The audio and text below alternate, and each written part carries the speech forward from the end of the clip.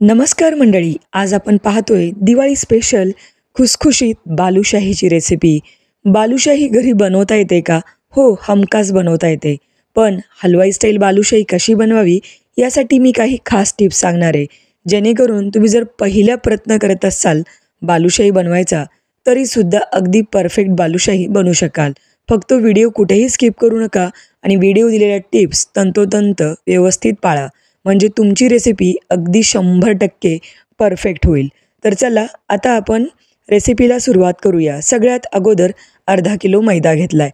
मैदा कुठल्याही ब्रँडचा जो तुमच्याकडे अवेलेबल असेल तो तुम्ही वापरू शकता. पण मैदा चाळून वापरावा, म्हणजे यामुळं होतं काय, मैदा हलका होतो आणि यापासून जी बालुशाही बनते ती अगदी खुसखुशीत बनते. त्यामुळं मैदा चाळायला विसरू नका.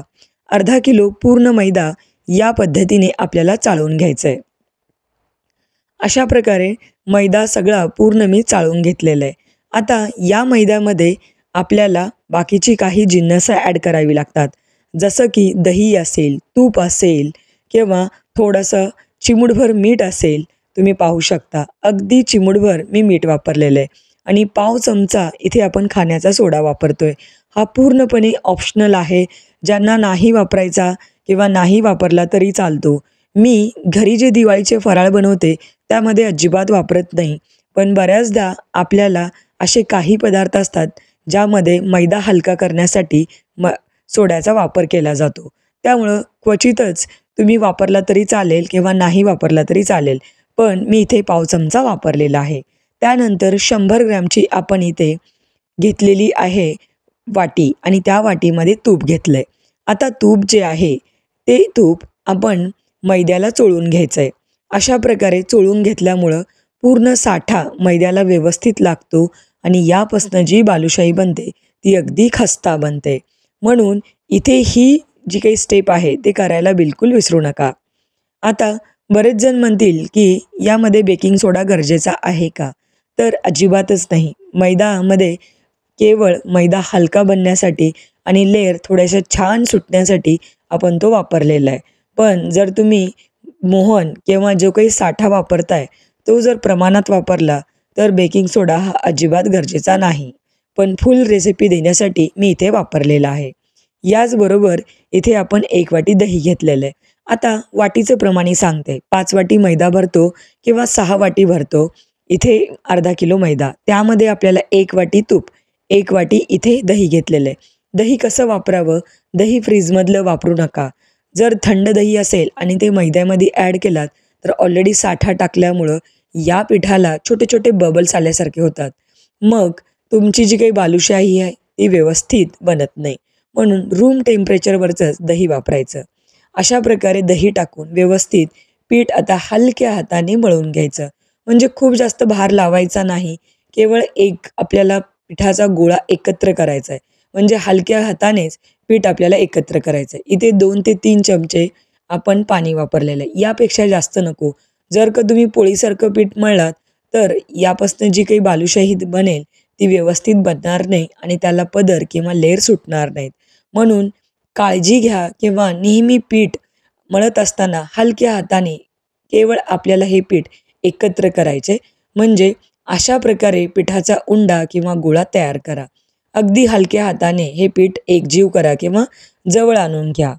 आता या या पिठामध्ये एक प्रकारची लेयर किंवा पोत सुटलेली असते आणि जर तुम्ही या पिठापासून बालुशाही बनवली तर ती बालुशाही जास्त फ्लेकी, खूप छान लेयर सुटलेली बनते. अशा प्रकारे आता पूर्ण बालुशाहीचं पीठ आपण तयार केलेलं आहे. त्यानंतर याचे छोटे छोटे गोळे तयार करून घेऊया. तर आता बालुशाही बनवत असताना अगदी लहान आकाराची बनवावी, कारण ती तेलामध्ये तळल्यानंतर त्याचा आकार दुप्पट ते तिप्पट होतो आणि पाकामध्ये टाकल्यानंतर अजूनच त्याची साईज वाढते. त्यामुळं त्याची साईज वाढल्यामुळं जर एकत्र तुम्हाला मोठी बालुशाही खाता नाही आली तर ती वेस्ट जाऊ शकते. म्हणून अगदी छोट्या छोट्या आकाराचीच बालुशाही बनवावी. अशा प्रकारे छोटे छोटी मिनी पिठाचे गोळे घ्यावेत. हातावर या पद्धतीने गोल करायची आणि मधोमध आपल्याला अशा प्रकारे होल करून घ्यायचं आहे आणि पूर्ण बालुशाही तयार करून घ्यायचं आहे. या बालुशाहीवर छोटे छोटे तुम्हाला क्रॅक्स आलेले दिसतील. ते येणं साहजिक आहे. जो काही आपण यामध्ये तुपाचा साठा वापरलेला असतो त्यामुळं ते लेयर्स किंवा ती पोत या पिठाला सुटलेली असते. त्यामुळं अजिबात घाबरून जायचं नाही. अशा प्रकारे छोटे छोटे आकाराचे गोळे तयार करायचे आणि बालुशाही पूर्णपणे तयार करून घ्यायची. तुम्ही पाहू शकता पूर्ण बालुशाही मी याच पद्धतीने बनवून घेतलेली आहे. आणि त्यानंतर बाकीचं पीठ झाकून ठेवा. जेवढी बालुशाही तळायची असेल तेवढीच बालुशाही तयार करून घ्या. एकत्र करून ठेवलात तर त्याच्यावरची लेअर सुकून जाते आणि ती बालुशाही छान फुगत नाही. म्हणून जेवढी तळायची आहे एका वेळेला तेवढीच बनवून घ्या आणि तेलामध्ये टाकून मंद आचेवर पूर्णपणे 10 ते 12 मिनटं आपल्याला एक टप्पा बालुशाही तळण्यासाठी लागतो.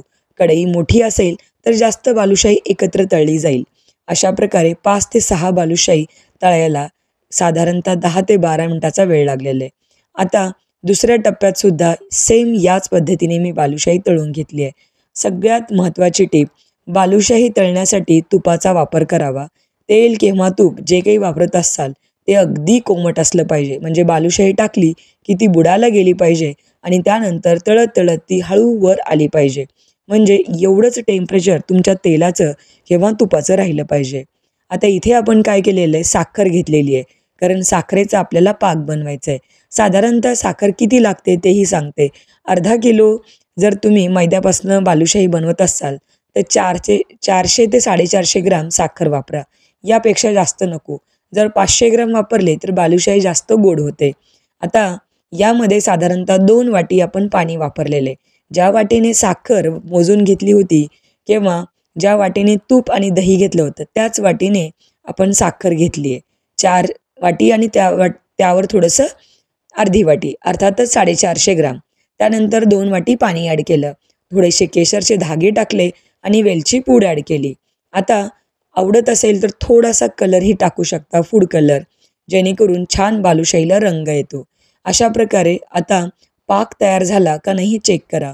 म्हणजे शुगर सिरप जे आहे ते एकतारी असलं पाहिजे. जर यापेक्षा पुढं गेलं तर बालुशाहीवर साखर जमा होते. म्हणून आपल्याला पाक थोडासा पातळसरच हवा, जेणेकरून तो बालुशाहीमध्ये व्यवस्थित शिरला जातो आणि बालुशाही अतिशय रसभरी किंवा रसरशीत तयार होते. आता या पाकाचे क्रिस्टल तयार होऊ नये, शुगर क्रिस्टल, म्हणून थोडंसं आपल्याला लेमन त्यावर किंवा लिंबाचा रस ॲड करायचा आहे. इथे बालुशाही तुम्ही पाहू शकता मी तोडून आणि अगदी खस्ता तयार झालेली आहे. त्यानंतर बालुशाही गरम आहे आणि पाकसुद्धा आपला गरमच आहे. खूप जास्त उखळता पाक नको. त्यातली वाफ गेली की मग त्या पाकामध्ये बालुशाही टाका आणि साधारणतः 5 मिनटं झाकून ठेवा. त्यानंतर अशा प्रकारे आपली बालुशाही तयार होते. आता यामध्ये होणाऱ्या चुका, जर बालुशाही तुमची खूप जास्त तळली गेलेली असेल, कडक झालेली असेल तर पाक व्यवस्थित शिरत नाही. अशा वेळी काय करायचं, टूथपिकने बालुशाहीला होल करायचे आणि पाकामध्ये ॲड करायचे. आणि अजून एक महत्त्वाची टीप, पाक जर थंड झालेला असेल तर बालुशाहीमध्ये शिरत नाही. त्यामुळं पाक नेहमी कोमट असावा. अशा प्रकारे तुम्ही पाहू शकता 5 ते 10 मिनटामध्ये आपली छान बालुशाही तयार होते. साधारणतः 2 टप्प्यातली मी बालुशाही दाखवली आहे. बाकीची सगळी रेसिपी नंतर करणार आहे. रेसिपी